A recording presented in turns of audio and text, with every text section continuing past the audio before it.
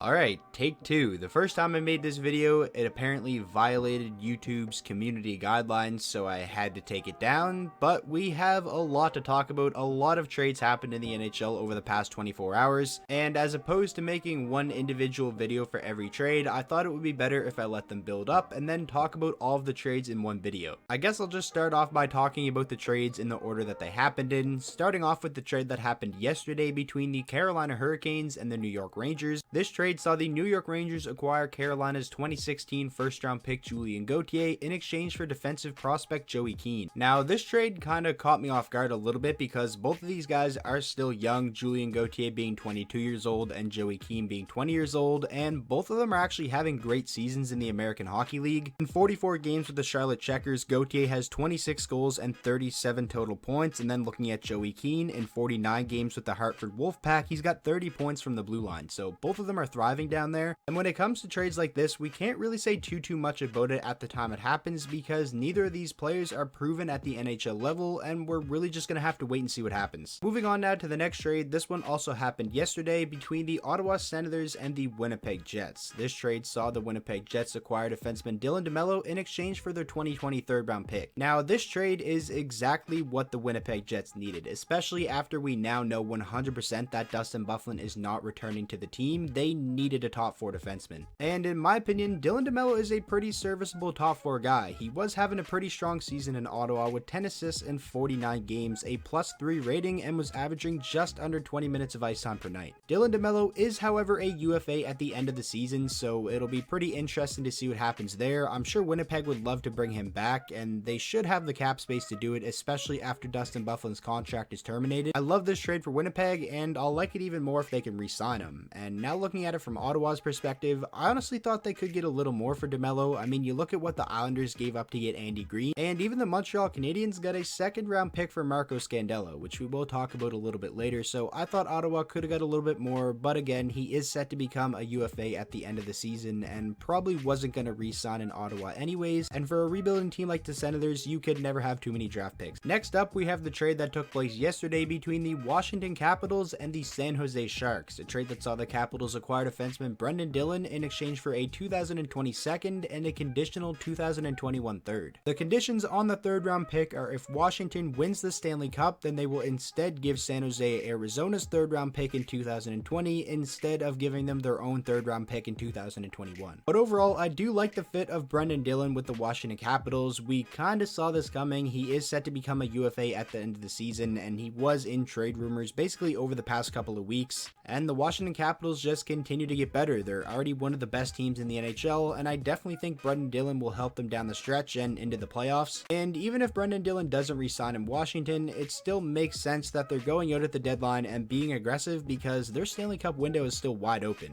And then looking at it from the perspective of the Sharks, this makes sense that they're trying to get rid of some of their pending UFAs for draft picks because they're not going to make the playoffs. They don't even have their own first-round pick in this up-and-coming draft, so it definitely is probably a smart move for them to get as many picks as possible. Moving on now to the final trade that happened yesterday. This trade was between the St. Louis Blues and the Montreal Canadiens, a trade that saw the Blues acquire defenseman Marco Scandella in exchange for a 2020 second-round pick and a conditional 2021 fourth. The conditions on the fourth-round pick are if St. Louis re-signs him prior to October 7th of 2020, or if they win 2 playoff rounds and he plays in at least half of the games in those first 2 rounds, then Montreal will get the pick. But if none of those things happen, then it will just be the 2020 second-round pick, which is still a steal for Montreal in my opinion. I mean, you gotta remember, Montreal acquired Marco Scandella for a 4th-round pick, so they basically turned that 4th into a 2nd and potentially another 4th. Sure, Marco Scandella will add to the defensive depth of the St. Louis Blues, and I'm sure he can be a pretty useful defenseman for them, but a 2nd-round pick is pretty steep to give up for a guy who's probably a bottom-pairing defenseman at best. Overall, I think Montreal Canadiens fans should be pretty pumped about the return they got for Scandella. Moving along now, getting into the trades that took place today, starting off with this trade between the Panthers and the Maple Leafs that saw Dennis Mulligan sent to Toronto in exchange for forward Mason Marchment. Now, this trade kind of baffled me because Dennis Mulligan is a pretty useful NHL player right now, and he's actually younger than Mason Marchment, who's still playing in the American Hockey League, so I'm really just not quite sure why the Florida Panthers are helping out a team that they're actually battling with for that 3rd spot in the Atlantic Division, Yeah, I know Dennis Mulligan isn't going to move the needle too much for Toronto, but he is going to help them. He can be a good fourth line checking forward, he can kill penalties, and overall just give them some more depth up front. Now it did, however, come out after the trade that Dennis Mulligan actually requested a trade away from Florida multiple times, so obviously that played a pretty big factor here, but couldn't Florida have traded him away to a team that they're not battling with for a playoff spot? Again, maybe Florida views Mason Marchment as more than just an American Hockey League player, but at the time this trade happened, my initial thoughts were this is great for Toronto. Moving on now to the final trade of the video, this took place today between the LA Kings and the Vegas Golden Knights, a trade that saw Alec Martinez sent to the Knights in exchange for a 2020 second round pick and a 2021 second round pick. Now it was rumored over the past couple of weeks that the Vegas Golden Knights were looking to add a top 4 defenseman, and that is exactly what they did. And it isn't just a rental either, because Martinez is signed through next season at a $4 million